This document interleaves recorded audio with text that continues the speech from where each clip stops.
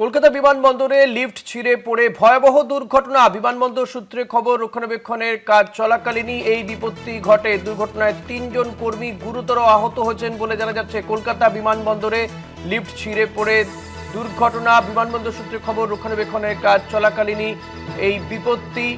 3 জন গুরুতর আহত হয়েছেন বলে জানা যাচ্ছে। কলকাতা বিমানবন্দরের লিফট ছিঁড়ে পড়ে ভয়াবহ দুর্ঘটনা। বিমানবন্দর সূত্রে খবর, রক্ষণাবেক্ষণের কাজ চলাকালীনই এই বিপত্তি ঘটে। দুর্ঘটনায় 3 জন কর্মী গুরুতর আহত হয়েছেন। শাকিল মুস্তাক রয়েছে। শাকিল, ঠিক কিভাবে ঘটলো ঘটনা, এখন কি পরিস্থিতি?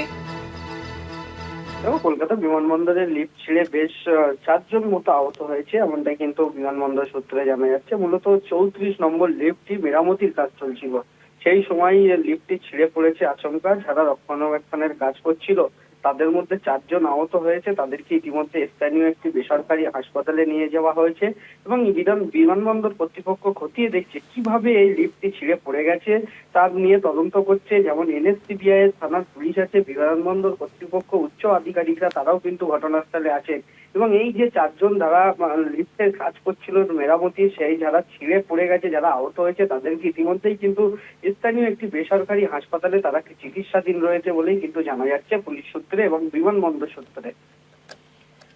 ধন্যবাদ শাকিল। কথা বলছিলাম প্রতিনিধি শাকিল মুস্তাকের সঙ্গে।